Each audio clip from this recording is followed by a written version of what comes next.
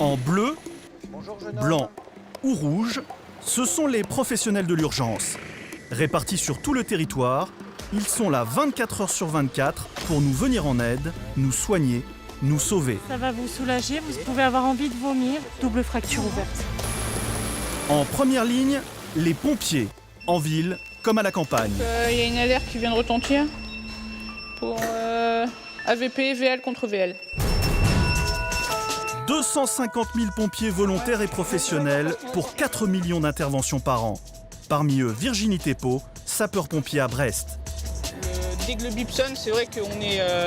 ça y est quoi, c'est parti. C'est pour éviter que vous bougiez la tête qu'on vous met ça. C'est juste par mesure de sécurité. Je vais te mettre un brassard au niveau du bras, comme chez le médecin, d'accord? Allez, roule pas poule. Pour venir nous chercher dans un environnement extrême, il y a aussi les unités spécialisées, comme les pelotons de gendarmerie de haute montagne des Pyrénées.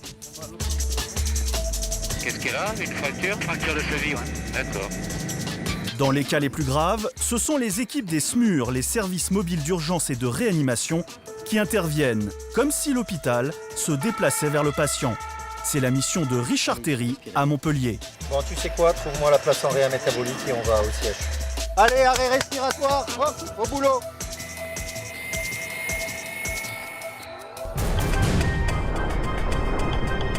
Troisième étape de cette ligne de front des secours en France, les 643 services d'urgence hospitaliers. Allez, on va laisser ça et on va prendre de quoi suturer, puis on va vous faire une petite anesthésie locale. C'est là que les patients sont emmenés par les pompiers ou le SAMU. 15 millions de personnes y sont prises en charge chaque année. Mais lorsque les lésions sont importantes, les patients sont directement dirigés vers les unités de déchocage dédiées aux urgences vitales. Tout le monde fait gaffe à ses doigts. Donc thorax plus rotule ouverte. Tu veux te regarder là ou pas? Oui. Ah oui. C'est la première fois que je vois ce type de lésion. Des médecins réanimateurs comme le professeur Jean-Stéphane David y livrent quotidiennement un combat pour la vie. Vous allez plonger dans l'univers de ces anges gardiens pour qui l'urgence médicale est avant tout une passion. Vous avez de la chance, vous êtes tombé sur un des rares garçons qui sait faire de la couture. Châteauroux, 9h du matin.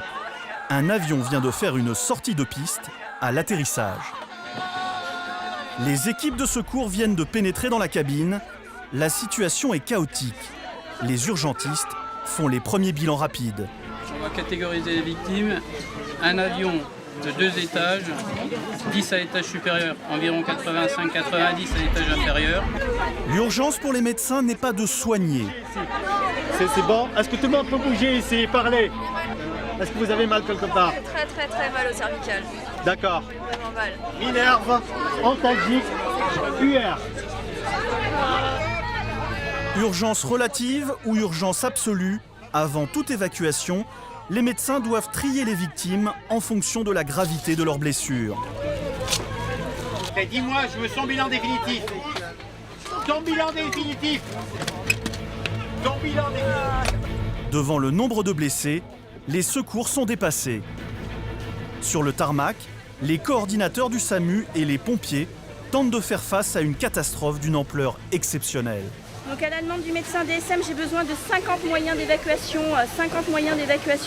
J'ai besoin également de savoir si le plan rouge et le plan blanc ont été officiellement déclenchés et reçus. Sur les 250 passagers de l'avion, une centaine est blessée, certains grièvement. Tout ce qui est impliqué, vu par le médecin, descend. Ok. Les blessés dans un état critique sont évacués en priorité. Ils sont rapidement dirigés vers les postes médicaux avancés, spécialement installés près de l'avion.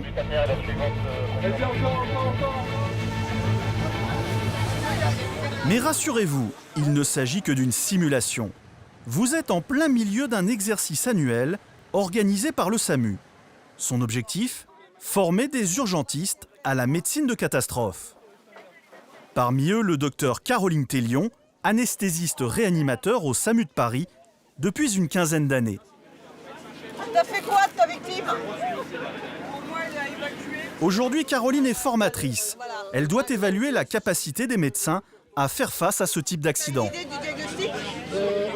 Pourquoi il s'est aggravé C'est un trauma crânien. Mais pour certains urgentistes, cette situation exceptionnelle est particulièrement stressante. Ils ont du mal à trouver leur place dans la chaîne des soins. Il vous faut une infirmière pour l'intube. Eh ben tu réclames. Mais j'ai demandé à mon chef. J'ai un malade à intuber, une infirmière. Corinne, tu lui sors le matos, ça. Oui, voilà. Voilà. Ouais, mais... Une fois, s'il te plaît, dépêche-toi. Tu la stresses pas, tu lui dis pas dépêche-toi, tu lui demandes précisément ce qu'ils veulent. Elle va se dépêcher, elle a l'habitude. D'accord? C'est ce qu'on fait tous les jours quand on travaille comme médecin urgentiste, comme ils font tous ici. Ce sont tous des médecins qui ont été formés déjà, qui ont une pratique quotidienne de l'urgence. Mais là, l'afflux de victimes, il faut qu'ils arrivent à concilier cet afflux de victimes avec le travail du quotidien et le stress que peut donner cet afflux de victimes, et puis à un moment aussi le manque de moyens. Il est 53 là. Donc on arrête. Fin d'exercice. Fin d'exercice, c'est bon. Il est presque midi, les organisateurs décident de mettre un terme à l'évaluation des médecins. C'est l'heure du bilan. Au total, 500 figurants et professionnels ont participé à cet exercice catastrophe. Pierre Carly, le responsable du SAMU, va maintenant débriefer les urgentistes et pointer les erreurs de la journée. L'objectif, c'est quand même de recréer ici, dans un espace restreint et dans un temps restreint, ce qui correspond au maximum d'environnement. Donc, les erreurs qui immanquablement se produisent si on ne les combat pas, les circonstances qui se combattent pas. Donc c'est notre vaccination d'erreurs qu'on fait aujourd'hui. On leur injecte un concentré d'erreurs. C'est pour ça que de les voir dans certains endroits patauger et ne pas être en face, c'est maintenant qu'il faut qu'ils le fassent, c'est pas plus tard.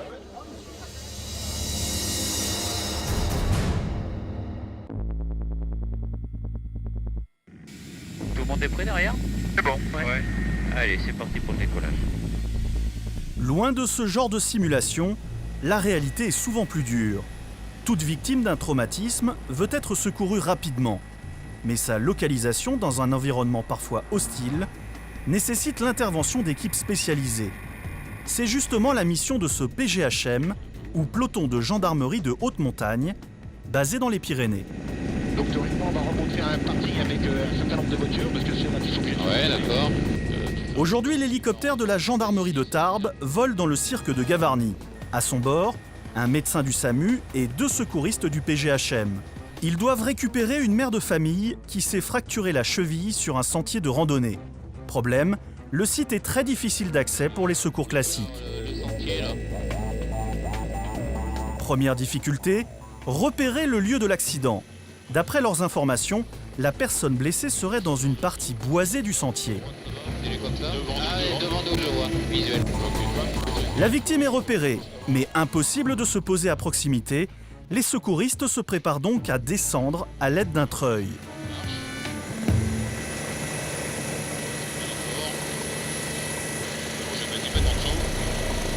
Pour travailler en toute sécurité au-dessus de la cime des arbres, l'équipe doit utiliser la quasi-totalité du câble. 60 mètres de descente avant de toucher le sol, et en ligne de mire, une clairière d'à peine 5 mètres carrés. Comme le pilote ne peut rien voir sous sa machine, c'est le treuilliste qui devient ses yeux.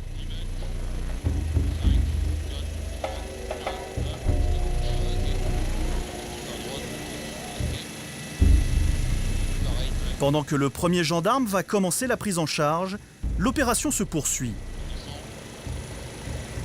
Pour ces treuillages, la manœuvre d'approche du sol est très délicate. Si le secouriste touche les arbres, il peut être blessé. Mais plus grave encore, le câble peut se coincer et déstabiliser l'hélicoptère. 10 minutes plus tard, toute l'équipe est réunie autour de la femme blessée qui randonnait en famille. Vous étiez sur le sentier quand vous faites mal ou quoi? Oui, j'étais avec l'âne. En fait, l'âne était coincé dans la montée et l'âne m'est tombé dessus. Tu peux enlever le casque là maintenant, c'est bon, il n'y a pas de Pour le médecin, la priorité est de soulager la victime. Pour le moment, elle ne souffre pas trop car elle est encore en état de choc. Un état qui provoque une montée d'adrénaline qui agit comme un anesthésiant. mais cela ne va pas durer. Il y a une fracture visible de la cheville, très déplacée. Donc le but là, c'est qu'on vient de passer une perfusion, c'est de la calmer au maximum. Le moment le plus douloureux, ça va être le moment où on va la réaxer. Alors je vais d'abord demander aux secouristes s'ils sont prêts, parce que ça a un effet rapide, ça va vous soulager. Vous pouvez avoir envie de vomir, envie de vous gratter. Voilà, mais justement là on est prêt à vous mettre allongé et on va vous installer, vous allez voir. On va vous allonger le buste, moi je m'occupe de la jambe, vous posez la tête sur l'oreiller, c'est parfait. Et là maintenant, vous serrez les dents. Avec la morphine ça va aller. Mais la gestion de la douleur n'est pas le seul enjeu. Manipuler des os brisés peut aggraver la blessure en déchirant des vaisseaux, des tendons ou des muscles. Ça va, madame?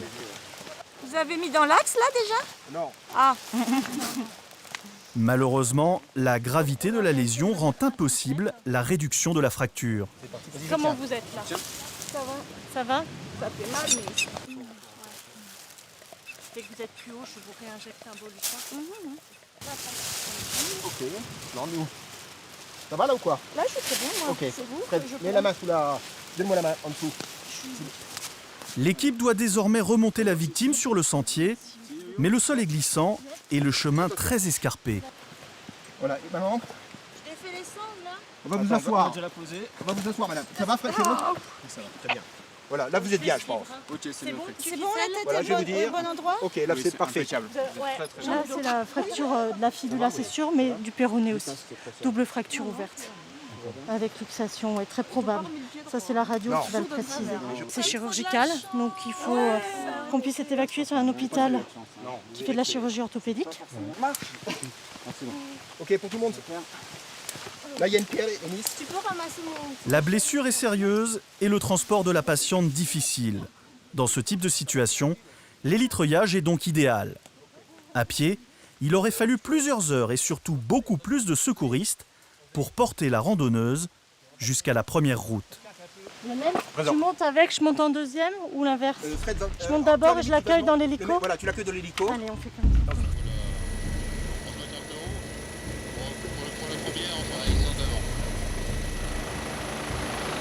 En quelques minutes seulement, l'hélicoptère revient de son camp de base.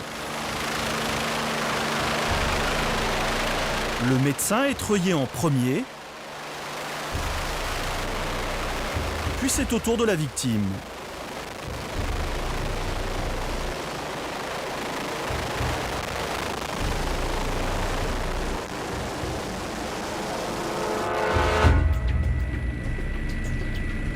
En moins d'un quart d'heure, tout le monde se retrouve dans la cabine.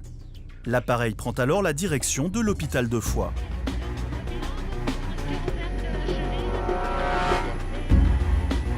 Après son arrivée, la patiente sera immédiatement prise en charge puis opérée par les chirurgiens orthopédistes qui lui poseront des broches pour réaligner le tibia et le péroné fracturés.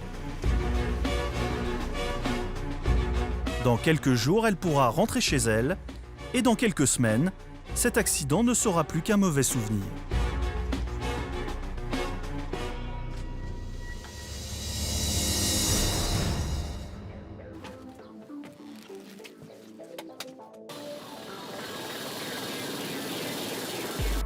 Comme les gendarmes, le SAMU utilise lui aussi l'hélicoptère. Richard Terry est médecin urgentiste depuis 18 ans. Sa première mission ce matin-là, prendre le relais du service mobile d'urgence et de réanimation de Béziers sur un accident de la circulation.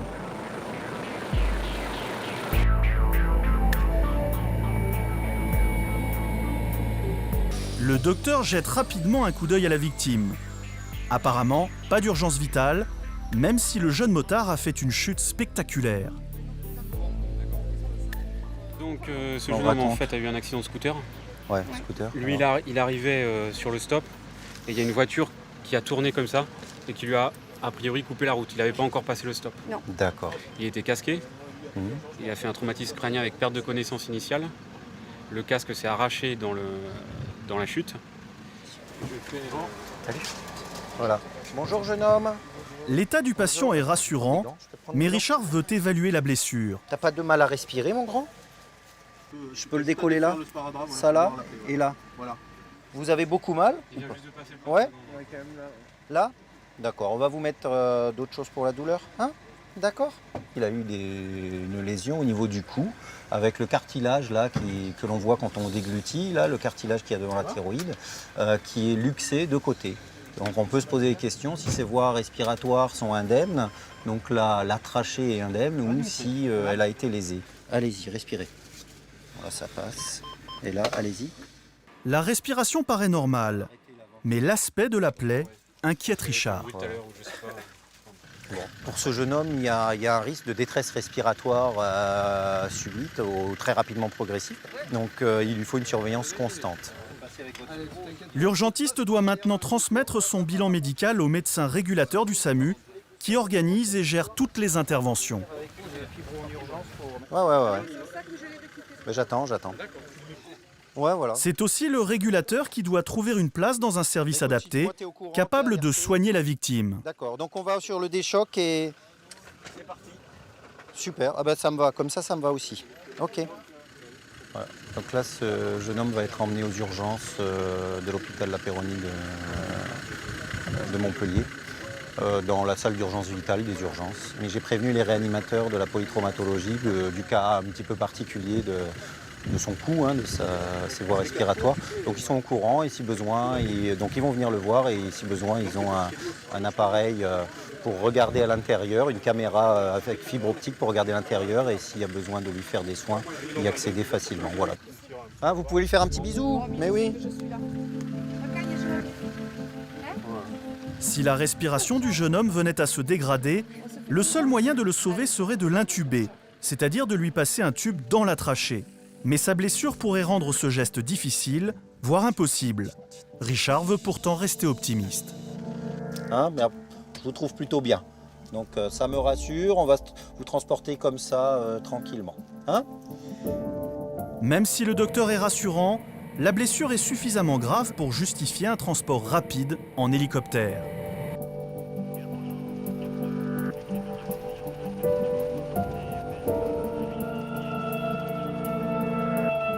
Comme on est à une quarantaine de kilomètres ou un peu plus de Montpellier, en hélicoptère ça nous fait à peu près un quart d'heure. En véhicule du SAMU pour se rapprocher de Montpellier, il nous aurait fallu 3 quarts d'heure, 1 heure sans compter les bouchons. 1 heure seulement après son décollage, l'appareil est déjà de retour à l'hôpital La Péronie de Montpellier. En ambulance, la même intervention aurait pris 4 heures minimum. L'équipe doit maintenant transférer le patient en déchocage, un service totalement dédié aux urgences vitales. Respiratoire nickel. Alors, on va montrer l'originalité que vous avez, jeune homme, puisque vous faites dans l'original. Voilà. Donc ici, cette paume d'Adam devrait être au milieu, et elle est vraiment de côté. Donc on a l'impression que le cartilage qui est là a été luxé de côté. C'est gravissime si on a une lésion de ce tuyau-là, un tuyau qui amène l'air au poumon. Donc c'est bien sûr quelqu'un qu'il faut avoir à l'œil, quoi. La mission de Richard s'arrête là. C'est maintenant à l'équipe de déchocage de prendre le relais. Pour l'instant, le SAMU n'a toujours pas signalé de nouvelle intervention à notre médecin.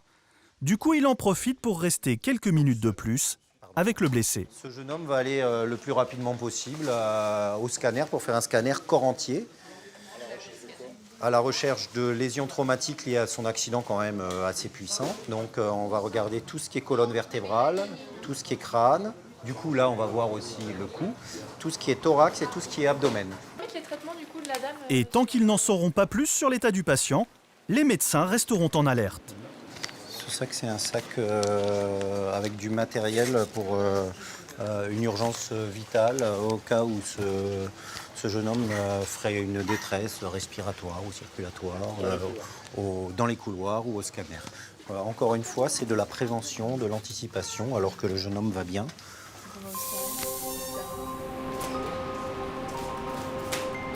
Le choc violent de l'accident de scooter a pu endommager un organe interne et entraîner un faible saignement dangereux pour le patient.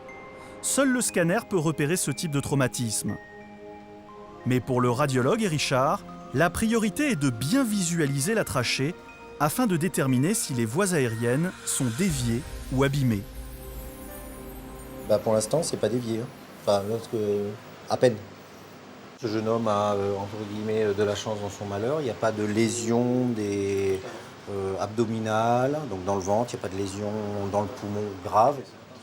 La filière aérienne est conservée et continue d'être bien droite. Ça n'a pas été déchiré, donc c'est plutôt rassurant. Ça n'a pas été déchiré a priori. Allô ? Allô ? Ouais. Conclusion, aucune mauvaise surprise pour le patient. Il peut maintenant être pris en charge par les chirurgiens ORL qui vont vérifier ses voies aériennes avec une petite caméra, puis repositionner sa glotte. Et dans quelques jours seulement, il pourra sortir de l'hôpital. Il y a qui sur les lieux ? Richard vient d'être appelé par le médecin régulateur du SAMU. Cette fois, il s'agit d'une urgence vitale. Un homme est en arrêt cardiaque, son cœur ne fonctionne plus. Ok, mais on part en renfort. Ok, merci, ciao. Tu appelles une soignante, je te laisse, on y va vite.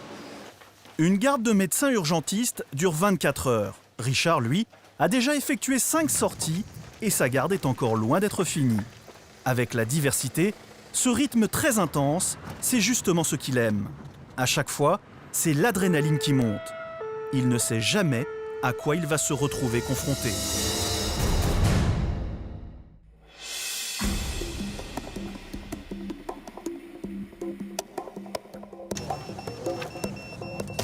SP Brest, départ de la baie Sabune.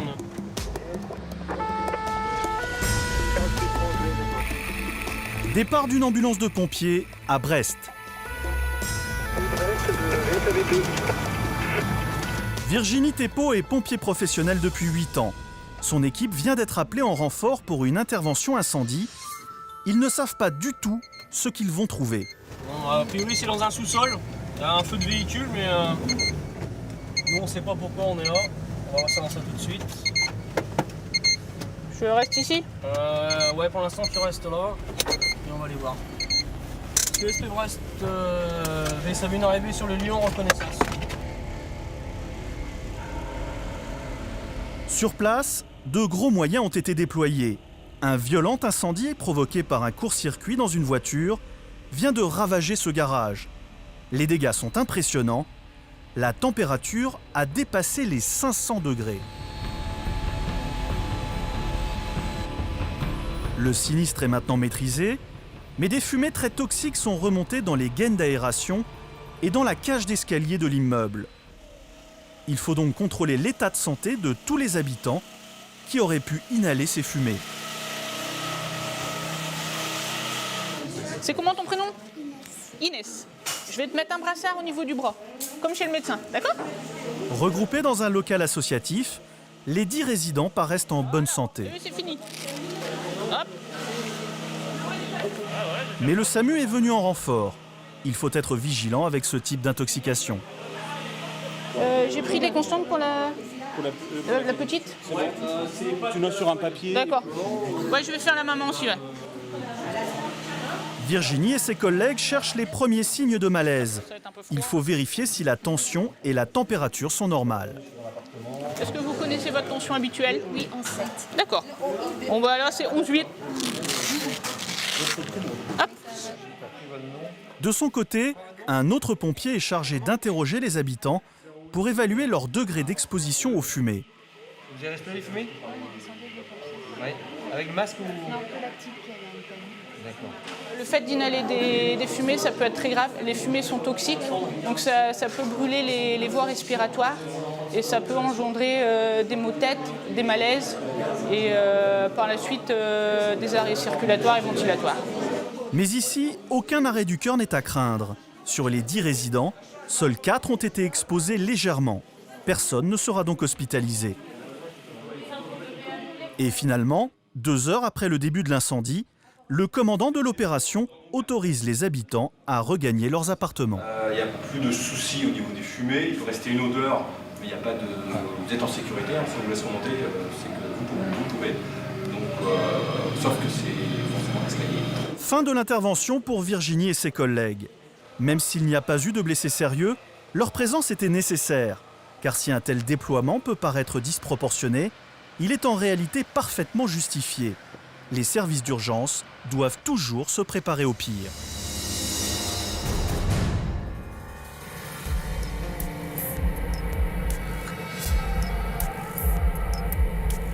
Retour dans le Languedoc.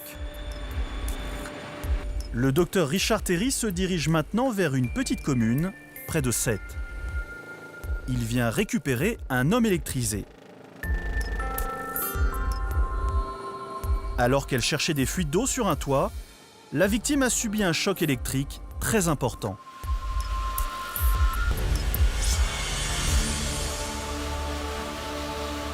Il a un point d'entrée ici, Jean Touré, qui est en train de se résorber. D'accord. Et un point de sortie ici au niveau de l'oreille droite avec la boucle d'oreille qui a fondu. Vous me voyez? Bonjour monsieur. Ouvrez les yeux un petit peu, regardez-moi. Vous avez quel âge? Hein? Combien? 33. D'accord. À l'arrivée des premiers secours, l'état du patient était encore plus préoccupant. Après le choc électrique, il a été pris de malaise, de vomissements et de convulsions. Il a même perdu connaissance. Et plus inquiétant, une grande partie de son corps est paralysée, sans aucun tonus musculaire. Moi je suis arrivé, pas de contact verbal, il entendait ce qu'on me disait, il ouvrait les yeux de demande, tétraparétique. Je fais 4 fois, 5 fois, 6 fois, 7 fois l'examen clinique, toujours tétraparétique. Actuellement, il recommence à serrer un petit peu plus fort les deux mains, il bouge la demande des orteils, il parle. Il se plaint de l'oreille et de la poitrine. La décharge électrique a sans doute traversé le cœur, mais aussi la moelle épinière, c'est-à-dire le système nerveux central. Il a eu un problème de perte de force musculaire et de convulsions. Il se peut que l'électricité ait sidéré, complètement bloqué l'électricité qui doit passer au niveau des nerfs pour aller dans les muscles. Et l'autre problème, c'est le côté du cœur de ce patient. Il peut y avoir des troubles du rythme du cœur liés au passage du courant, puisque le cœur fonctionne avec du courant électrique pour donner l'impulsion électrique à la contraction. Et à n'importe quel moment, quelqu'un qui a pris l'électricité peut faire un trouble du rythme du cœur et faire un arrêt cardiaque. Richard va donc surveiller très étroitement son rythme cardiaque. Soudain, il remarque quelque chose d'anormal. Vous sentez que la main bouge là? Hein? Faites voir la main. Je vous la tiens, voir si elle arrête. Respirez lentement, monsieur. Respirez lentement. Ces contractions à peine perceptibles de la main indiquent un dérèglement électrique des nerfs. Le médecin doit réagir rapidement. Je vais préparer au monsieur un médicament pour les convulsions. Donc c'est a priori dû au choc électrique et ce monsieur présente des convulsions suite à l'atteinte de son système nerveux, de la moelle épinière. Voilà, je vais vous injecter un petit produit, monsieur. Hein? C'est vrai qu'il mousse pas mal. Voilà. Allez. Il faut injecter le produit très vite pour stopper les convulsions. Richard est tendu, le moment est critique. Si cette épilepsie partielle persiste, le cerveau ne sera plus alimenté en oxygène. Je vais vous mettre quelque chose sur les oreilles, hein? Comme ça, vous n'entendrez pas le bruit. Voilà. Et puis, on va aller sur l'hôpital. Quelques minutes après l'injection, l'hélicoptère a décollé. Les convulsions se sont arrêtées, mais la violence de la décharge électrique inquiète le médecin. Donc, effectivement, je pense qu'il a pris une bonne décharge électrique et qui a touché le système nerveux central, donc essentiellement la moelle épinière. Après 15 minutes de vol, l'équipe arrive à l'hôpital de La Péronie. Le patient va maintenant être transféré dans une unité spécialisée. Il y subira une IRM qui permettra de déterminer si les dommages neurologiques et cérébraux sont définitifs ou passagers. Le plus souvent, ce genre de lésions neurologiques régressent. Donc ce monsieur devrait sortir sur ses 2 pieds dans quelques jours. Et il devrait bien se porter, enfin on l'espère. Finalement, l'IRM ne révélera rien d'inquiétant. Après quelques heures d'observation, le patient pourra sortir de l'hôpital. L'intervention aura duré 2 heures. Richard va enfin pouvoir souffler sur la route du retour. Mais quelques minutes après avoir quitté les urgences, l'ambulancière aperçoit une jeune fille en pleurs au bord de la route. L'équipe hésite et finalement décide de s'arrêter pour lui venir en aide. Qu'est-ce qui vous est arrivé? Pourquoi vous pleurez comme ça? Hein? Fourgon, allez, venez, on va se mettre dans le fourgon, on va prendre le vélo. Venez vous tourner dans le vélo. Bon, bah, je pars en vélo. Pour Richard, son état ne présente rien de grave du point de vue médical. Mais le stress de la jeune fille est tel que l'ambulancière préfère prendre le temps de la calmer. Allez, asseyez-vous un peu. Bah. En fait, cette personne a été giflée par un automobiliste. Ou pas? Non, il m'a frappé. Elle est sous le choc. Il vous a frappé. Et vous connaissez cette personne? Voilà, respirez lentement. Vous habitez où? En face? Vous alliez où? Richard poursuit la discussion pour l'obliger à penser à autre chose. C'est le meilleur moyen de la détendre rapidement. D'accord. Détendez. Vous voulez un petit calmant? Hein? Hein? Oui, donne-lui un quart. On va vous donner un petit calmant. Vous n'avez pas de problème de santé d'habitude, non? C'est la première fois que vous vous faites agresser comme ça? Oui. Non? C'est la deuxième fois que j'ai des problèmes de respiration. Non, mais c'est rien, c'est les nerfs, ça. Hein? Ça va passer tout doucement. Ok, c'est bon? Hein? Comme l'équipe n'est pas appelée sur une autre intervention urgente, elle peut prendre le temps de s'occuper de la jeune fille. Vous n'avez pas de problème de santé d'habitude, non? Ça nous arrive d'arriver sur soit des accidents, soit un malaise. C'est pas tout le temps, hein, mais si on arrive devant un problème qui pourrait être médical, on s'arrête. Puis là, c'est typiquement des problèmes pas graves, mais où la détresse de la personne est énorme, alors qu'il n'y a pas grand-chose de grave au niveau de sa santé. Mais là, on est là aussi pour la soutenir moralement. 10 minutes plus tard, la jeune fille va déjà mieux. Mais elle veut se rendre à son travail, ce que Richard lui déconseille. Vous voulez me le passer? Vous voulez me le passer? C'est votre employeur? Oui, je vais Passez-le-moi. vous passer, le SAMU va vous... Ouais, passez-le. Allô? Oui, bonjour monsieur, c'est le docteur Thierry du SAMU. Voilà, donc votre petite jeune employée, là, on vient de la récupérer, elle venait de se faire agresser, on était juste derrière. Donc par contre, comme on lui a donné un petit... Ça va, hein, c'est pas méchant, mais comme elle a eu un petit calmant, je ne voulais pas qu'elle reprenne son vélo, qu'elle fasse un accident de la route. Donc j'ai proposé de vous rappeler pour qu'elle se repose un petit peu. Voilà. Donc, ce qui nous plaît dans ce métier, c'est que c'est varié.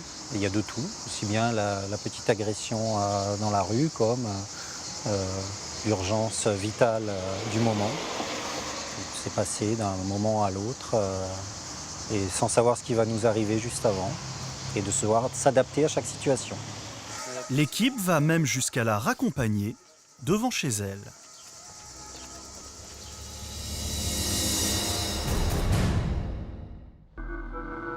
Cette volonté d'aider son prochain, c'est vraiment le dénominateur commun de tous les professionnels de l'urgence, comme Virginie Thépeau, sapeur-pompier à Brest. C'est ce qui la pousse à s'investir 24 heures sur 24, sans ménagement. Dès que le bip sonne, c'est vrai qu'on est... ça y est quoi, c'est parti, on se demande sur quoi on part, ce qu'on va faire. Donc c'est de la motivation. Et ensuite, ce métier, c'est de la passion également. On a vraiment envie de porter assistance aux gens, de venir en aide. Donc c'est tout ça qui m'a fait vouloir devenir pompier professionnel. Chaque jour, tous les pompiers de garde se réunissent pour connaître leur affectation lors des prochaines 24 heures. Sur les 180 professionnels de la caserne, on ne compte que 5 femmes. Et ce matin, Virginie est toute seule, mais apparemment ça ne la gêne pas. J'ai toujours été plus ou moins dans un milieu d'hommes. J'ai fait du sport, je faisais du cyclisme, j'étais pratiquement la seule féminine.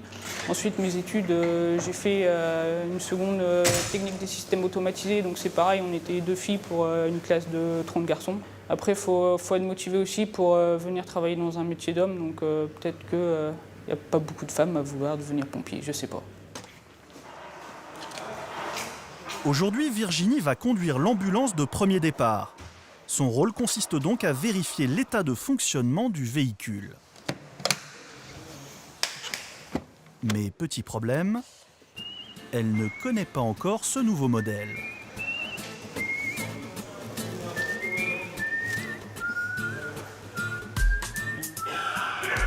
Hey, back. peux venir voir? Tu peux venir voir? J'arrive pas à l'ouvrir. Je trouve pas le... Même s'il a un peu de mal lui aussi, son collègue finit par trouver le truc. Bah ouais, c'est pour ça. Ah ouais, d'accord, en fait tu... Tire dessus. Ah ouais, ok, d'accord, ça marche. C'est un truc de mec, c'est pour ça. Non mais ça va.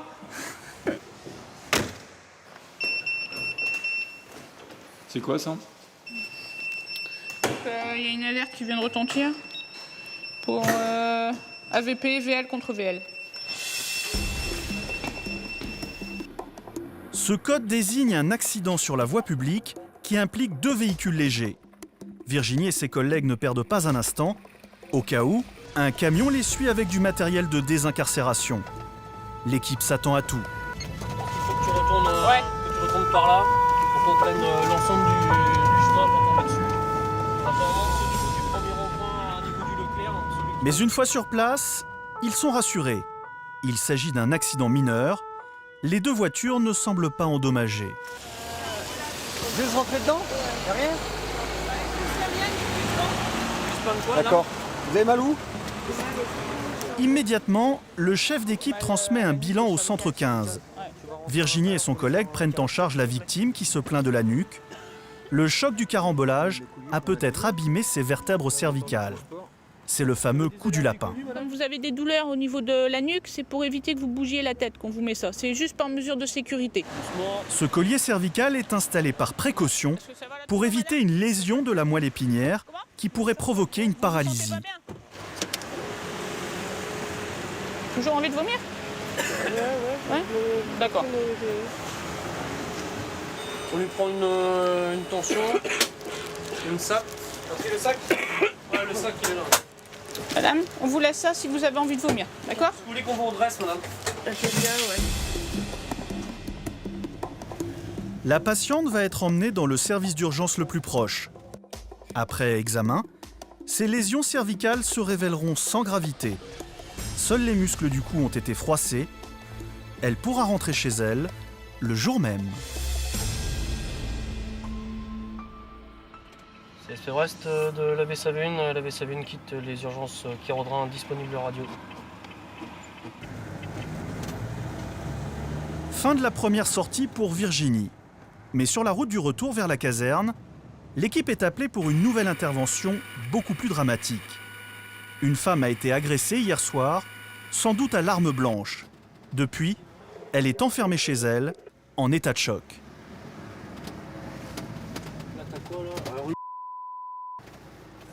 Vas-y, monte là. Je monte? Ouais. La victime est restée prostrée toute la nuit avant de parvenir à appeler les secours. Vous avez été frappé? Vous voulez bien me dire ce qui s'est passé? Heureusement, aucune trace de coup de couteau. Vous voulez bien me dire ce qui s'est passé, madame? La priorité de l'équipe est désormais de rassurer la victime afin d'obtenir sa confiance. Qu'est-ce qui s'est passé? Vous pouvez me dire ou pas? Je fumais une cigarette. Oui. Oh, bah, je fumais pas des choses calmes. Et après? Vous avez vu un agresseur ou deux? Un seul, et qu'est-ce qui s'est passé? Il vous a frappé? Vous avez été frappé ou pas? Je crois. Vous croyez? Vous savez quel jour on est là? Savez-vous quel jour on est, madame? Mardi. Mardi? À quel moment de la journée à peu près? Vous savez pas? Vous avez dormi ou pas? Vous êtes resté là toute la nuit? Oui. Oui? J'ai dormi. Je sais pas, je vous pose la question, savoir si vous avez dormi. J'ai pas besoin. Oui, vous savez, d'accord.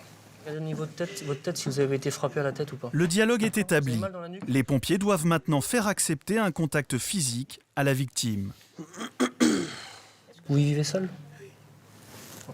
Est-ce que vous voulez bien qu'on vous prenne des constantes? On va regarder votre tension, regarder comment vous allez. D'accord? Et puis après, on va essayer de voir ce qu'on peut faire pour vous aider avec un médecin. Vous voulez bien? On est là pour vous aider. Ça marche? Bonjour madame, je vais prendre votre tension. Vous voulez bien? Excuse-moi, je vais demander les forces de l'ordre quand même, où tu les appelles, Pat. CSP Brest de VSAV1. Avant de transporter la victime à l'hôpital, l'équipe a attendu les policiers chargés d'établir le procès-verbal de l'agression. Virginie est souvent confrontée à ce type de situation violente et malgré son expérience, elles sont toujours aussi difficiles à gérer. Alors pour se protéger émotionnellement, elle a dû se créer une vraie carapace.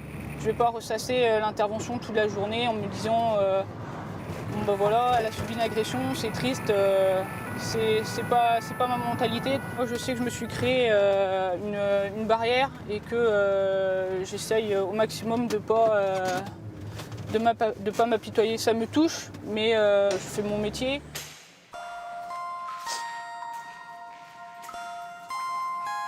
Accidents, agressions, souffrances, les secouristes et les soignants sont obligés de se blinder comme ils peuvent. Pour éviter d'être submergés par l'émotion, ils ont tous le même réflexe, se concentrer sur les gestes techniques. Mais dans certains cas, cela ne suffit pas.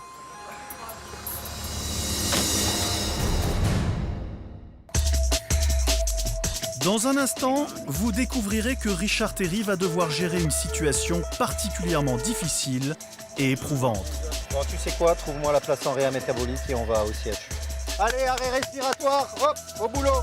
Allez, roule pas poule. Vous assisterez également à 2 nouvelles missions du peloton de gendarmerie de haute montagne des Pyrénées. Qu'est-ce qu'il a? Une fracture de cheville, d'accord. Enfin, vous verrez le professeur David et son équipe confrontés à un cas spectaculaire. Donc thorax plus rotule ouverte. Oui. Ah oui. C'est la première fois que je vois ce type de lésion.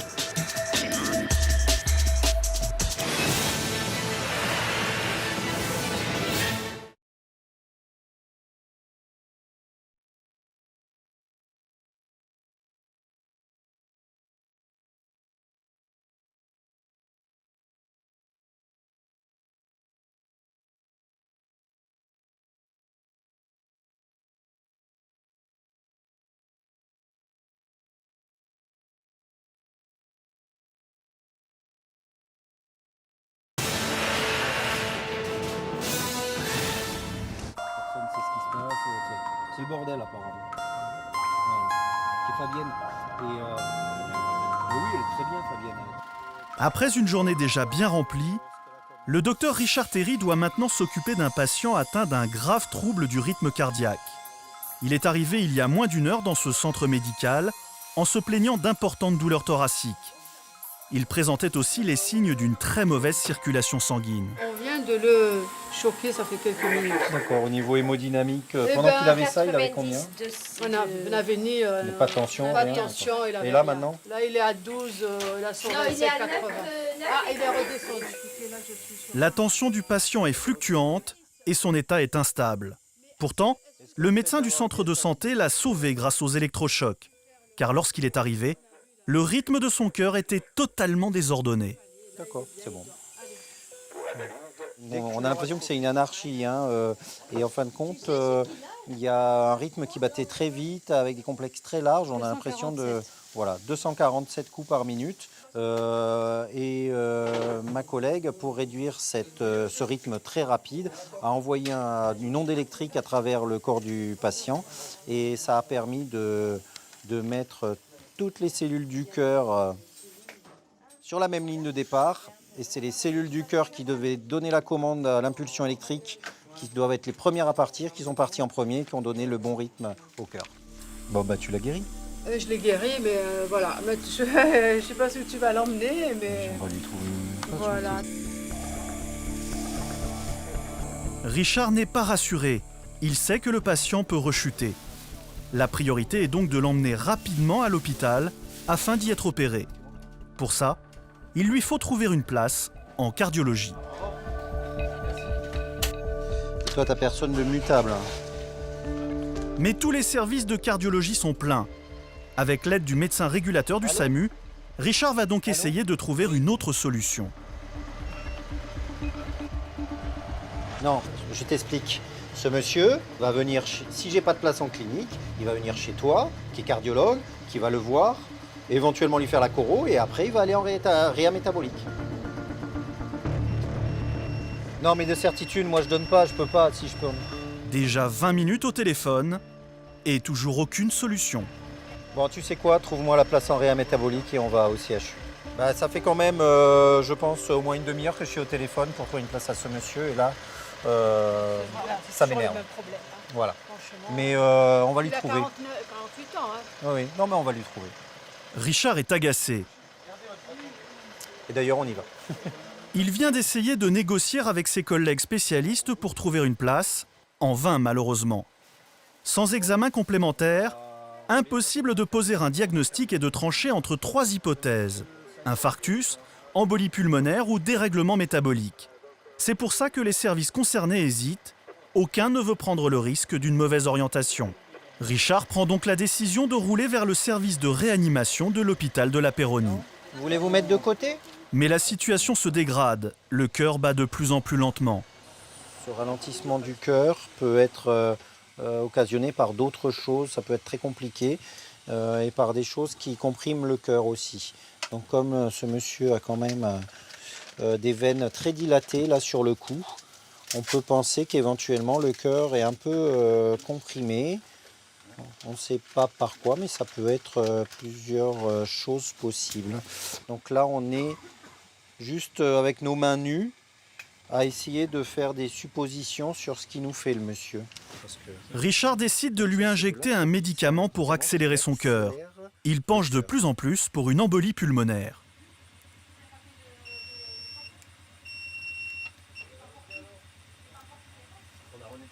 Mais le rythme cardiaque ne s'accélère toujours pas. Il devrait être à 70 battements par minute et subitement, la poitrine cesse de se soulever. Allez, ventilation. Ce monsieur ne respire plus. Hop, les pompiers! Allez, arrêt respiratoire! Hop, au boulot! Le cœur ne bat plus. Dans ce cas, ce ballon permet d'insuffler de l'air et donc de continuer d'apporter de l'oxygène aux poumons. Allez, en masse, continue. Vas-y, prête. Le massage cardiaque va quant à lui maintenir la circulation sanguine afin d'alimenter les organes vitaux. Un manque d'oxygène pourrait causer des dégâts irrémédiables, notamment au cerveau. Tu me tires 5 d'adré et on va le pousser tout de suite, on a des voies. Richard est sorti du véhicule pour informer le médecin régulateur de la dégradation du patient, quand soudain... Donc, il a repris une spontanée. Ouais, il est à moitié là tout seul. Mais bon, il faut qu'on le ventile quand même. Ah ouais. Bonne nouvelle, le cœur est reparti. Ouais, enfin il reprend, mais Bon. je pense qu'il sera pas suffisant. Je te laisse me l'endormir, je vais faire la logistique. Ouais. Tu l'endors, tu le ventiles. Éventuellement, adré au pouce seringue. Ouais, si besoin. Je te le confie. Ouais, ça va. Je vais faire une logistique d'imagerie. Fabienne, t'es là? Richard privilégie de plus en plus l'embolie pulmonaire. Il doit réagir en urgence avec les moyens dont il dispose, car le patient peut refaire un arrêt cardiaque à tout moment.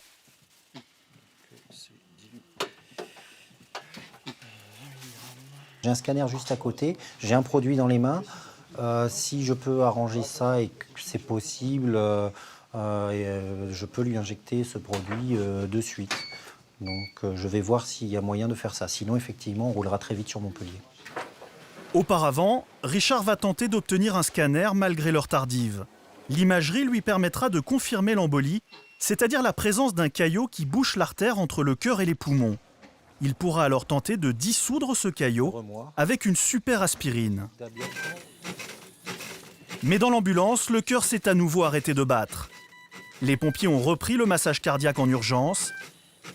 Après 15 minutes et plusieurs injections d'adrénaline, toujours aucune reprise de pouls spontané. Richard décide de lui injecter la super aspirine pour dissoudre les caillots sans effectuer de scanner. C'est une ultime tentative pour le sauver.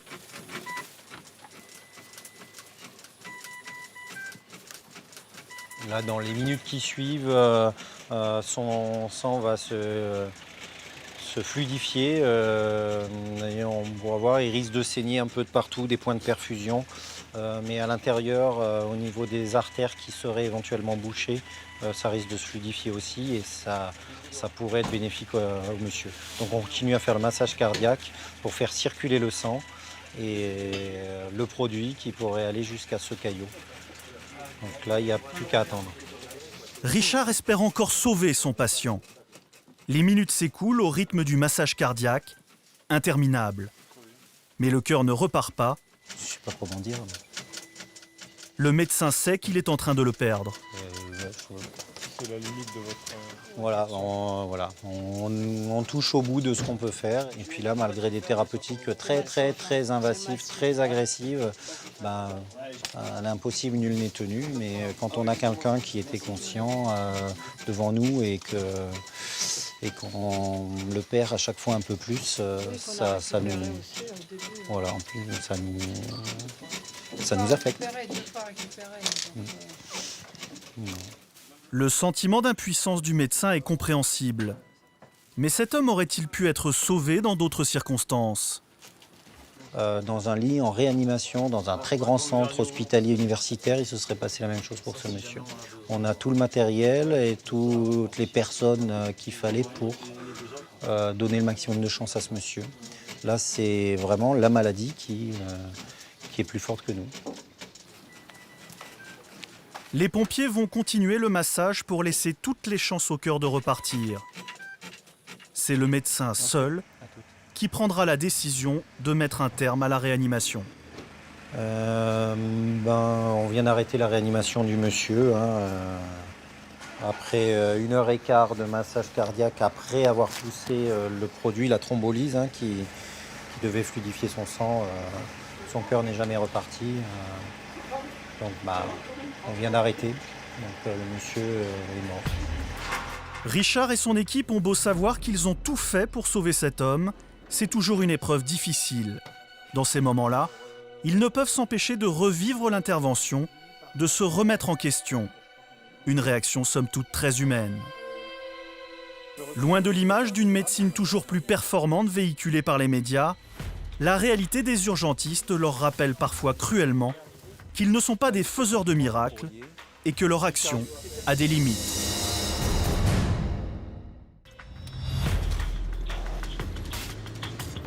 Heureusement, tous les cas ne sont pas aussi tragiques. Tina Picardo est une jeune médecin récemment diplômée. À 29 ans, elle a volontairement commencé sa carrière par les urgences. C'est pas mal pour ça, les urgences, parce que le matin, on ne sait pas ce qui va nous arriver, en fait. On peut arriver, le service peut être plein à craquer, avec des personnes qu'on n'a pas pu muter dans les services, qu'on n'a pas pu hospitaliser, des gens qui vont pas bien, comme ça peut être le calme plat. Et puis voilà, ça nous laisse le temps de prendre le café le matin avant de démarrer et on est parti pour la journée.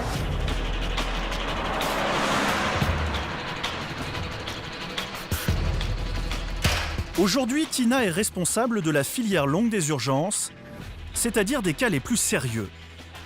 Une jeune femme est là dans un box depuis 6 h du matin. Elle n'a pas dormi de toute la nuit et se plaint d'une importante douleur dans le dos.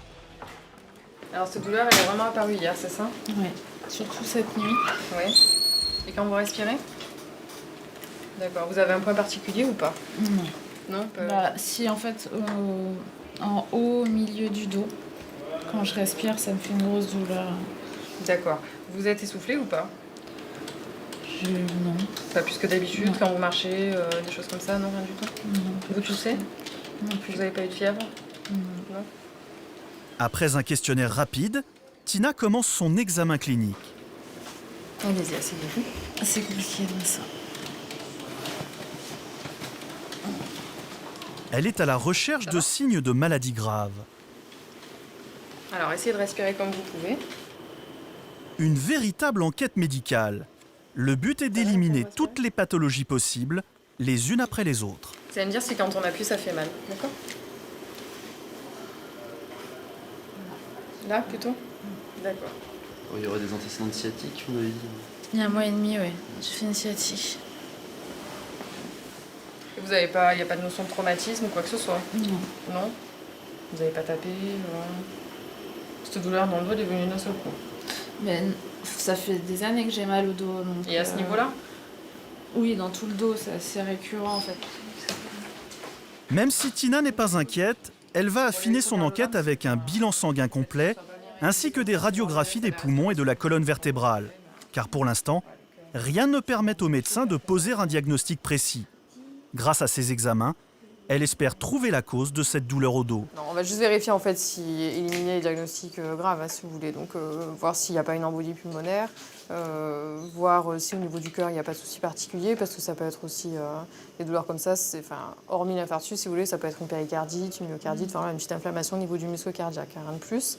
On va regarder un petit peu votre foie aussi, juste pour vérifier. Et puis voilà, voir s'il n'y a pas une infection pulmonaire ou ailleurs, et puis faire les radios. D'accord ? Allez, on revient vous dire tout ça et puis on va venir vous faire la prise de sang. D'accord.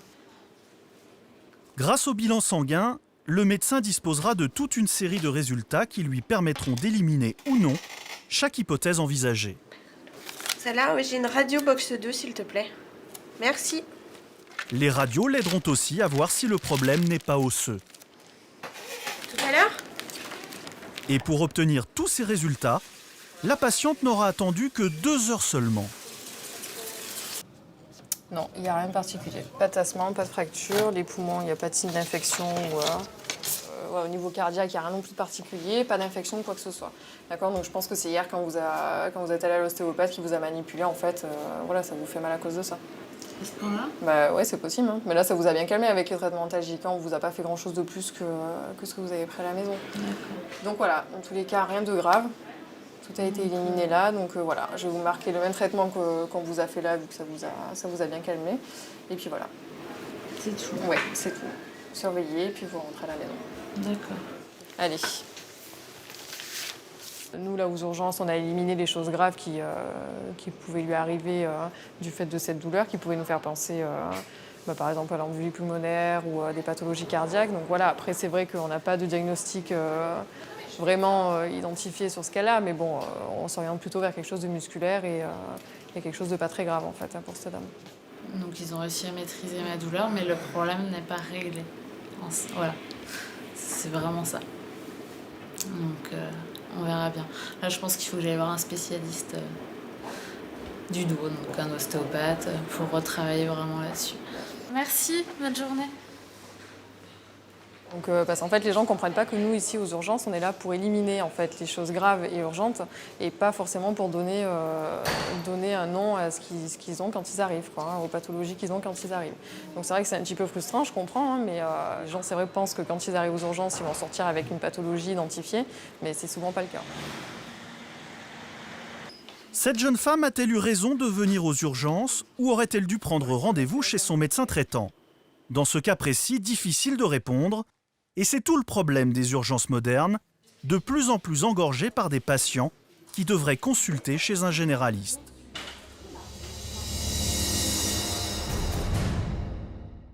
En revanche, il existe un autre service d'urgence dans lequel cette question ne se pose pas, c'est le déchocage.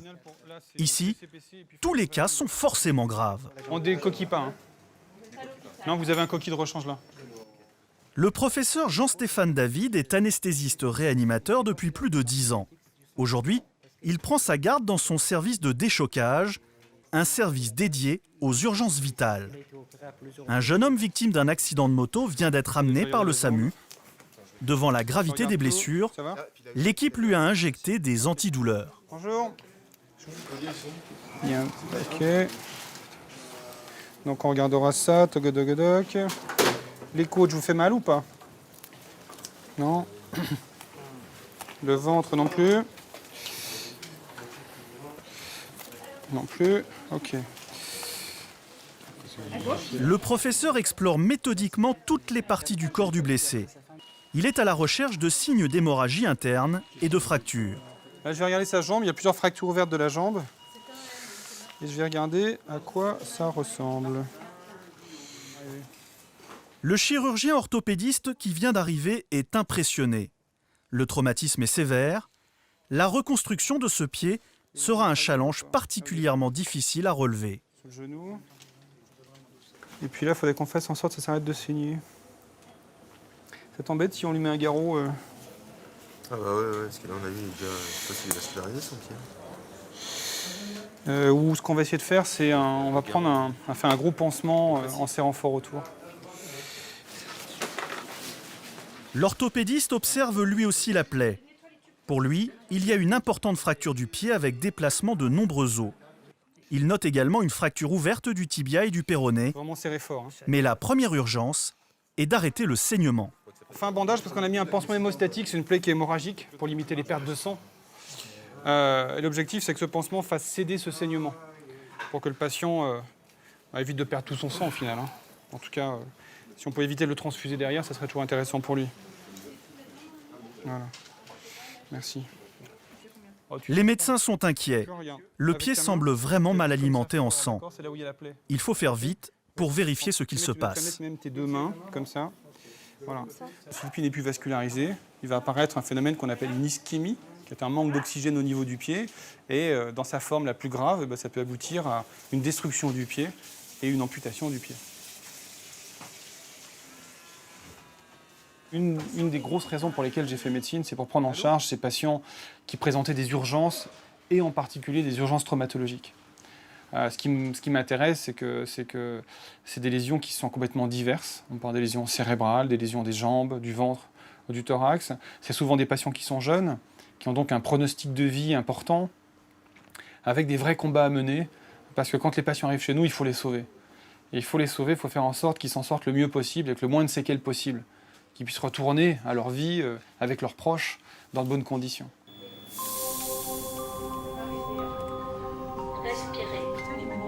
Le patient doit maintenant passer au scanner. Le radiologue pourra ainsi vérifier qu'aucun organe interne n'a été endommagé par le choc. A priori, il n'y a rien d'énorme. Oui, c'est normal.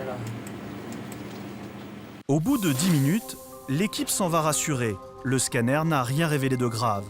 La priorité reste donc le pied et la jambe. Il faut d'ailleurs réaliser des radios. Elles aideront les orthopédistes à bien visualiser pendant l'opération tous les os brisés. Toutes les images sont rapidement mises sur le serveur de l'hôpital. Le professeur David peut alors les analyser. Donc là, ça c'est le pied qui nous montre qu'il y a une déformation complète du pied sur sa vue de profil. Donc avec une luxation importante ici. Et probablement une compression vasculaire à cet endroit-là. Là, l'hypothèse, c'est qu'en fait, à cause du fait que les os sont sortis de leur emplacement habituel, ils compriment des vaisseaux, ils compriment les artères qui irriguent le pied. Donc en remettant les os à leur place, on va rétablir la vascularisation dans ces artères, et donc théoriquement le pied va se recolorer, il va se revasculariser. Et une fois que ces os seront remis à leur place, l'objectif sera ensuite de les fixer à leur place pour qu'ils y restent. Ça sera sur le pied, en traitant aussi la grande plaie, et ensuite ça sera de prendre en charge la fracture ouverte de la jambe qu'on a vu, qu'on voit sur les clichés qui sont là. Voilà. Cette fracture-là. Ça va falloir stabiliser toute cette fracture du tibia. Le jeune homme est rapidement emmené au bloc opératoire. Pendant plus de 4 heures, les chirurgiens vont tout faire pour reconstituer son pied à l'aide de fixateurs, de broches et de clous. À l'issue de l'intervention, seule l'irrigation du pied restera incertaine. Le risque de complications ne sera écarté que plusieurs jours après l'opération.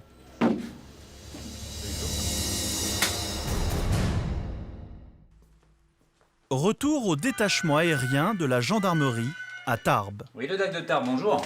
Oui, salut, c'est Jeff au PG. Oui, bonjour. Oui, c'est pour une intervention. Ah, vas-y, que se passe-t-il? Alors, il y a une jeune Anglaise de 17 ans qui a une suspicion d'entorse, voire de fracture, et qui a été portée sur le dos d'une personne au refuge des Oulettes. Et il y a quoi comme conditions météo sur place? Parce que nous, on a des nuages en bas. Les places sont bonnes et écoute, sur Pierrefitte, par contre, les gorges de jus sont bouchées, quoi. Donc, bon. Faudra passer par-dessus, je pense. Ok, ben on va s'organiser, ça marche. Aujourd'hui, la principale difficulté de cette intervention, c'est la météo. Les nuages sont bas et forment plusieurs couches importantes qui empêchent le vol à vue. Le pilote a donc décidé de voler aux instruments. Il est guidé par la tour de contrôle de Lourdes. Au-dessus des nuages, à 1700 mètres d'altitude, la visibilité redevient parfaite. Dans la cabine, 2 secouristes du peloton de gendarmerie de haute montagne et le médecin du SAMU.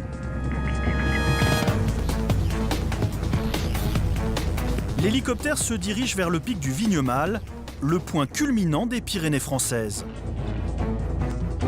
Il faut remonter cette vallée jusqu'au refuge des Oulettes, situé à 2200 mètres d'altitude.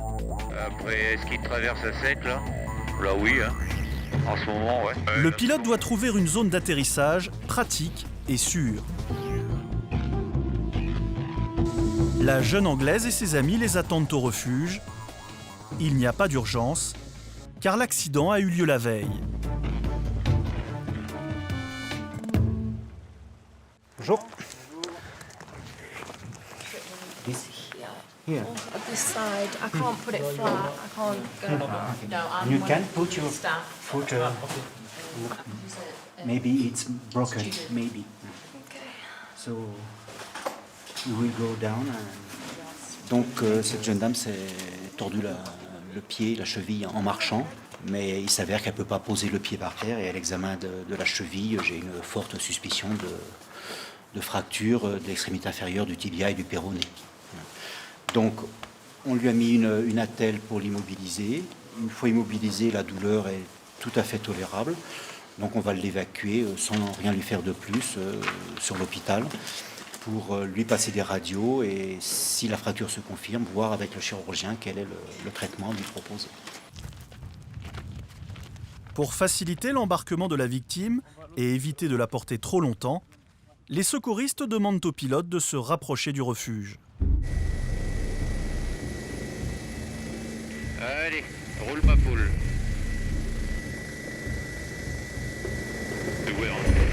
Ouais.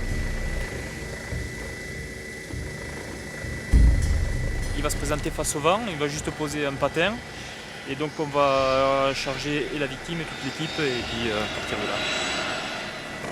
Ouais, ça ira. Je vais mettre le patin au niveau des sentiers. Ouais. On ira un peu à droite si tu veux. Voilà, stop et tu avances maintenant 2 mètres. Ok. Là c'est bon, descends. Allez. 20 cm, 10, on va toucher à droite, on touche. On a presque un appui. Et ben voilà, c'est très bien. Finalement, le pilote a pu poser les 2 patins. Le chargement de la victime et de l'équipe se fera donc en toute sécurité. Qu'est-ce qu'elle a? Une fracture? Fracture de cheville, ouais. D'accord. Retour vers l'hôpital de Tarbes, où les orthopédistes ont été prévenus et attendent la jeune fille. Mais la météo va encore les obliger à passer au-dessus des nuages. La visibilité est insuffisante pour voler dessous. Hélicoptère Chouka 65 en retour du Vignemale pour la Loubert. On arrive. Alors que le pilote demande à nouveau un guidage aux instruments à la tour de contrôle, le mécanicien reçoit un appel d'urgence. On aimerait réintégrer IFR avec un retour par Tango Bravo Oscar, si c'est possible. Le PG nous appelle. Ouais, mais attends. Le contact radar pour le. Franchement, t'écoutes. Qu'est-ce qu'il y a? Baroud. Hein? Baroud. Une femme qui a bambé à Baroud. Ouais. De côté. Et apparemment, ouais. Sauter la crête, elle est en bas. On annule. Bon, il va falloir qu'on s'organise là. L'équipe décide de se dérouter immédiatement pour venir en aide à une femme tombée d'une crête dans le cirque de Baroud. Mais elle doit aussi penser à la jeune fille qu'elle vient d'embarquer. Qu'est-ce qu'on va faire de la demoiselle? Oui, c'est ça que je suis en train de calculer. Dans le pied, on la garde avec nous parce qu'on n'a pas beaucoup de kéros, donc on va le gérer. Et elle pourra être à l'abri à Baroud en attendant qu'on fasse autre chose. Hein. Ouais. Moi, c'est ce que je propose. Ouais. Par manque de carburant, le pilote décide d'aller directement vers cette urgence. Il prend la direction du refuge de Baroud. On est bien, nickel. On continue encore un peu.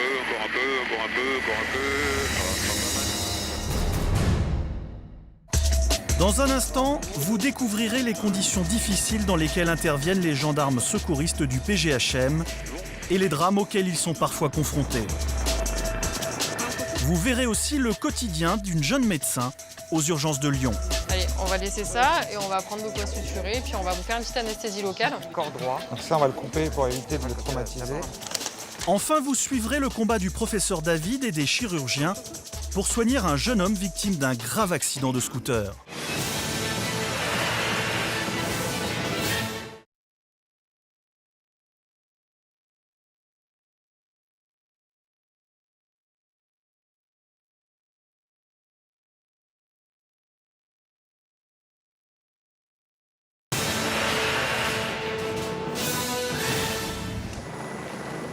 La jeune femme et le docteur vont rester sur place pendant que l'hélico se rendra sur les lieux de l'accident.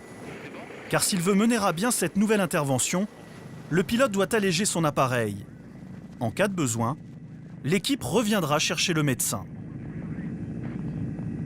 Mais localiser la victime dans cet immense cirque s'avère très difficile. Elle a pu chuter de n'importe quel endroit depuis le haut de cette crête. Je suis attaché, je vais ouvrir. Il y a du monde à droite et du monde à droite là-bas. Où ça, plus haut? Oui, sur l'arête, d'accord. C'est ce que j'ai vu tout à l'heure. Ouais, moi aussi. Là, il y a quelque chose. Ouais, le truc bleu. Au bout de 5 minutes de recherche, ils aperçoivent enfin quelque chose. Le sac est là, tu vois. C'est tout en bas alors? Ouais, moi je pense que c'est tout en bas. Hein, tout en bas, ouais. Donc c'est derrière... c'est devant nous, à 1 heure. Là-bas. Ouais, elle est là, elle est là. Ouais. Ça que t'avais vu? Oui, c'est ça, exactement. C'est dans ce couloir que la victime est tombée. Une chute vertigineuse de 600 mètres. Malheureusement pour cette pauvre femme, il n'y a plus aucun espoir.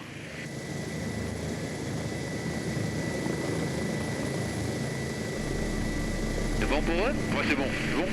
Les secouristes du PGHM vont rester seuls sur place pour constater le décès.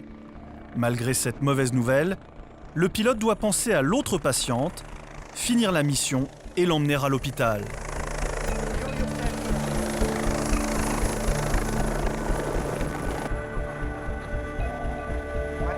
Mais la météo n'est toujours pas bonne. Et avec le peu de carburant qu'il reste, l'hélicoptère est obligé de voler sous les nuages, juste au-dessus des lignes à haute tension.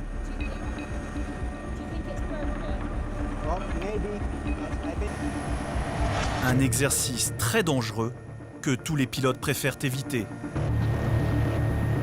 La jeune fille sera prise en charge par le SAMU et emmenée à l'hôpital de Tarbes. De son côté, l'équipe repartira rapidement pour récupérer les secouristes et le corps de la victime.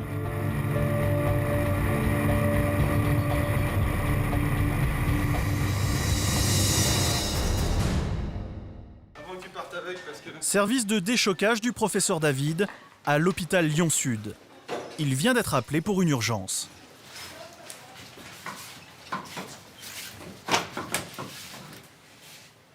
On va chercher un patient qui arrive en hélicoptère du sud de la région, de Montélimar. Un accident de scooter du petit matin. Et qui arrive avec le SAMU 26. Bonjour.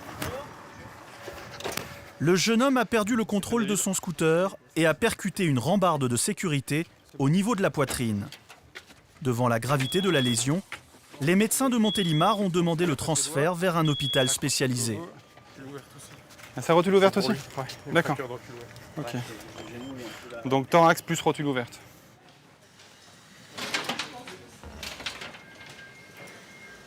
Le patient est emmené au déchocage, le service des urgences vitales. Le travail du professeur David, orchestrer sa prise en charge. Tu as tout regardé, c'est bon, il y a fracture ouverte ou pas alors pour toi? Fracture ouverte de rotule, ouais. D'accord, ça marche. L'orthopédiste est venu pour faire un bilan et le chirurgien viscéral s'est lui aussi déplacé. Ils doivent d'abord observer les lésions avant toute opération et donner leur avis au professeur David. Il pourra ainsi définir les priorités et organiser la prise en charge. Ah oui! Oui, c'est joli. Hein. Qu'est-ce que c'est que ce truc de malade? Un des poumons du patient est totalement sorti de la cage thoracique. Heureusement, si la blessure est spectaculaire, elle n'est pas trop grave, car le poumon fonctionne toujours parfaitement. Moi, ça fait 10 ans que je fais de la traumato, que je prends en charge les patients qui présentent des traumatismes sévères, et c'est la première fois que je vois ce type de lésion. Donc ça, c'est une lésion qui est absolument exceptionnelle. D'avoir un poumon comme ça qui sort de la cage thoracique, c'est rarissime. Une fois le bilan réalisé, il faut préparer l'opération et trouver les spécialistes disponibles pour intervenir et prendre en charge le bloc. Alain, Eddy, qui est-ce qui prend aujourd'hui? C'est toi? Ok. Je passe un coup de fil à François Tron pour l'avertir, je lui envoie la photo. Puis après, je lui dis que tu tiens au courant.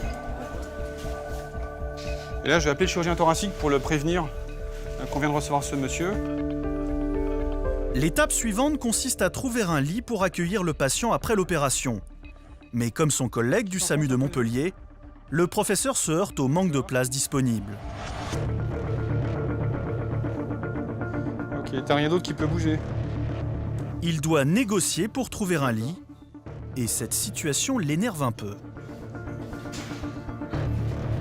Ok, donc tu vas être l'arrière sud pour confirmer le lit alors? Ok. Ça marche. En fait, l'objectif pour ces patients-là, qui sont d'emblée des patients de réanimation, c'est, alors que je le reçois à peine et je ne suis pas encore passé au bloc opératoire, c'est déjà trouver une place de réanimation pour qu'ils soient hospitalisés derrière. Les lits de réanimation, surtout en période d'été, où on a un certain nombre de lits qui sont fermés, c'est des places qui sont extrêmement précieuses. Donc, puisque les lits sont fermés, on doit jongler sur qui je prends, qui je ne prends pas, qui je mute, qui je garde. Et quand on a un seul lit et plusieurs patients, eh ben on priorise, on fait des choix. Et ça, c'est une vraie difficulté dans le métier, c'est de devoir faire ce type de choix pour prendre en charge les patients qui nécessitent la réanimation. Antibiotiques, antidouleurs, pose de voie veineuse, le patient est prêt à partir au bloc opératoire moins de 30 minutes après son arrivée. 30 minutes de pression pour le médecin. Il a eu ses antibiotiques. Qu'est-ce qu'on aurait pu... Non, je crois qu'on est tout bon. Le bilan est fait, il est équipé. On a fait l'écho, le Doppler transcrânien. La ventilation est contrôlée. On fera des gaz du sang avant de partir, Céline? On les a fait il y a 5 minutes, là? Donc, ok, on les regardera. La place en réanimation, c'est ok. Les chirurgiens sont ok. Donc, c'est bon. C'est une vraie checklist de pilote? C'est de l'anesthésie-réanimation. En anesthésie, depuis 20 ans, on a développé une culture sécuritaire qui fait que, globalement, quand on endort un patient, c'est comme quand un pilote va décoller. Le maintien de l'anesthésie, c'est le vol, et l'atterrissage, c'est le réveil.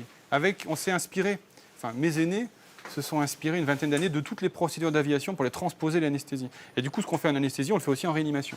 C'est d'autant plus important d'avoir des checklists que les patients sont graves. Parce que plus c'est grave, plus on peut se laisser submerger par une certaine forme d'émotion et puis on peut oublier des choses ou des étapes. Le patient est emmené au bloc opératoire. C'est un petit moment de répit pour le professeur David. On a des patients qui arrivent dans des états qui sont des fois absolument dramatiques. Et donc, c'est une véritable course contre la montre. La course contre la montre commence dès l'accident. Dès l'accident, parce que quand on est soumis à un traumatisme, on a tous une certaine réserve qui va nous permettre de résister. Et cette réserve sera d'autant plus faible que les traumatismes sont importants et ou que le patient a des problèmes de santé. Ce qui veut dire qu'on a un tout petit crédit, des fois, pour prendre en charge le patient et faire en sorte qu'il survive. C'est une course contre la montre et donc c'est un vrai combat qui débute dès que le patient arrive, il est pris en charge par le SMUR et dès qu'il arrive au déchocage.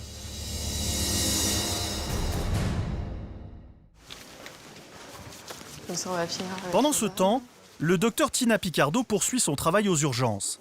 Cette fois, elle s'occupe de la filière courte, les traumatismes légers. J'ai juste un coup d'œil comme ça, on regardera mieux quand on aura anesthésié, d'accord, pour vérifier un petit peu. Mais ça va se faire en suturant, faut pas vous inquiéter. Le patient est tombé de tout son poids sur le coin d'une marche d'un escalier métallique. La plaie n'a pas beaucoup saigné. C'est impressionnant, mais peu profond. Ça va pas être facile de rapprocher, là. Allez, on va laisser ça et on va prendre de quoi suturer. Puis on va vous faire une petite anesthésie locale. Vous avez déjà eu des points ou pas? Plein les jambes aussi? Bah, vous êtes un casse-cou, dites-moi. D'accord, donc vous êtes habitué? Donc on va faire une petite anesthésie locale et puis après on va faire les points de suture. D'accord? Aujourd'hui, Tina a pris un externe sous son aile. Étudiant en 4e année de médecine, c'est lui qui va réaliser les points de suture. Et je pique. Mais il injecte d'abord un anesthésiant pour rendre la plaie insensible. Donc tu vas commencer par où là pour suturer? Là, je pense que je vais commencer par là pour rapprocher bien les deux perches. Je veux bien des compresses. Des compresses. Vous avez de la chance, vous êtes tombé sur un des rares garçons qui sait faire de la couture. Un patient stoïque et détendu, un interne efficace. Pour une fois, c'est une prise en charge facile pour Tina. Je vous laisse finir avec le jeune homme. Il se débrouille très bien, puis après je reviens jeter un coup d'œil, d'accord? Je vais voir quelqu'un d'autre et puis je repasse. On a plein de patients qui viennent consulter, qui peuvent avoir des choses pas graves, comme des choses très graves, être en détresse vitale. Et voilà, c'est vrai que c'est un petit peu d'adrénaline à chaque fois qu'on a des gens qui viennent et qui sont à la limite de mourir, entre guillemets, et qu'on doit sauver. Et puis c'est bien aussi de temps en temps de voir des gens qui sont un petit peu moins graves. Et voilà, c'est plus calme pour les soigner. Et c'est vrai que dans les urgences, on a un petit peu de tout. Ça vous va? Au final, l'externe aura fait 12 points de suture. Mais c'est malgré tout Tina qui garde la responsabilité du patient. Ben, c'est parfait, on a fait les choses très bien. Vous avez vu? Oui, j'ai vu. Jeune médecin diplômé, Tina estime important de transmettre et de préparer les futurs urgentistes, même si elle est consciente des difficultés de ce métier.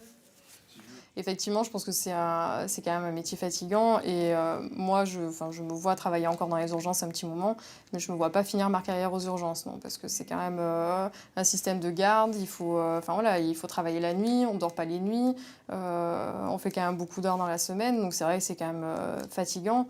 Donc c'est pas question de monotonie, c'est juste question de fatigue et de faire les urgences toute sa vie. Moi, je ne pense pas le faire, non.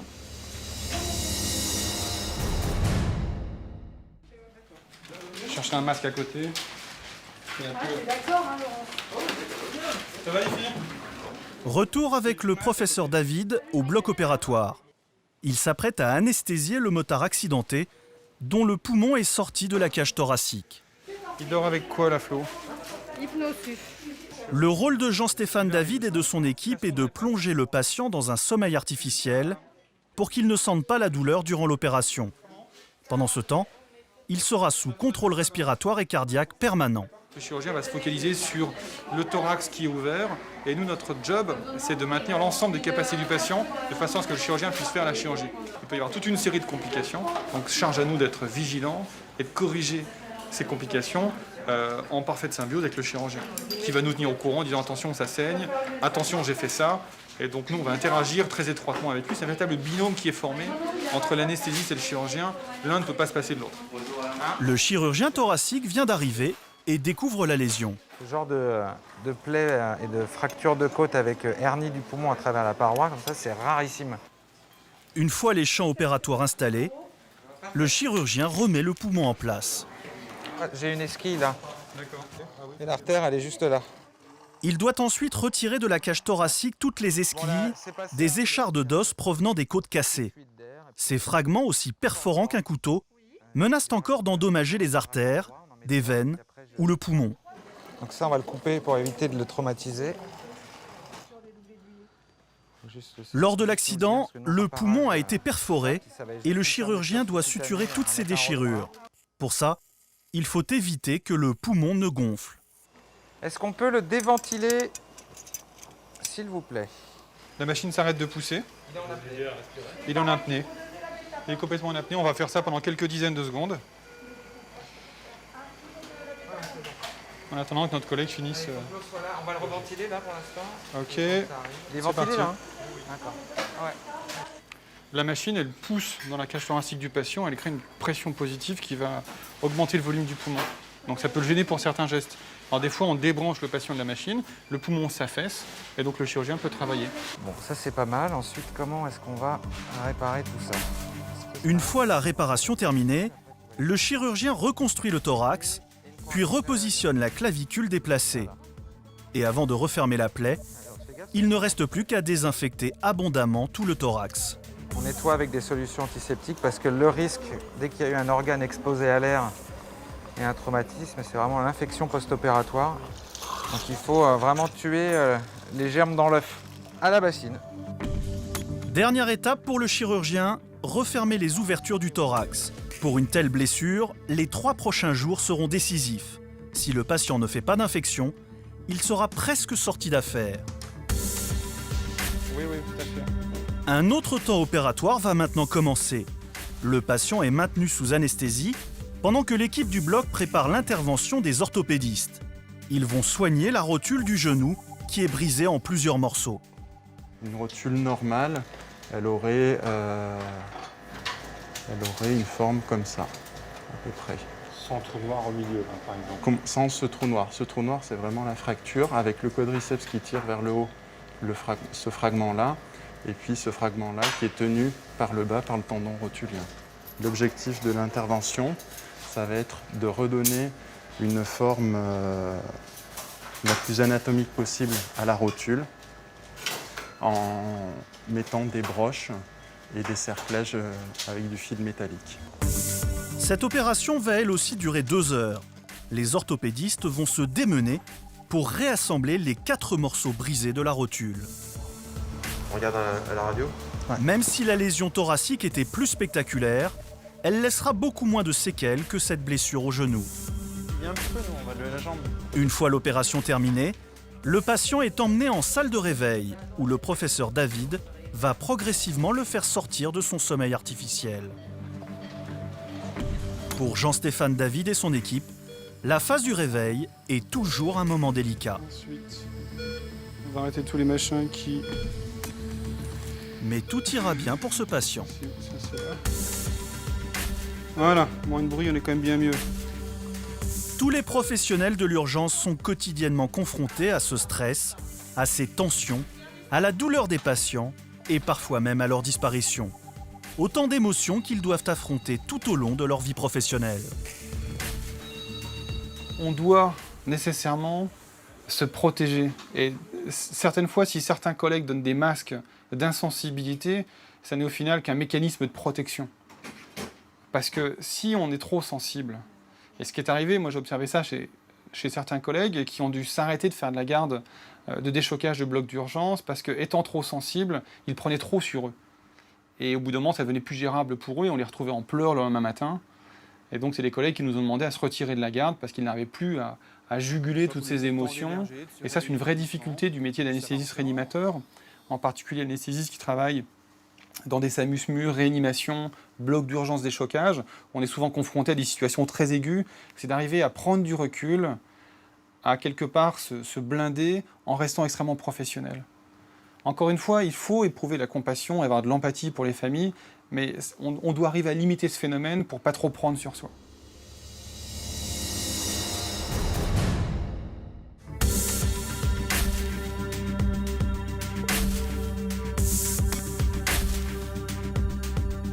Dans les Pyrénées, à Montpellier, Brest ou Lyon, nos anges gardiens de la santé vont continuer à aider les autres, les soigner, les sauver.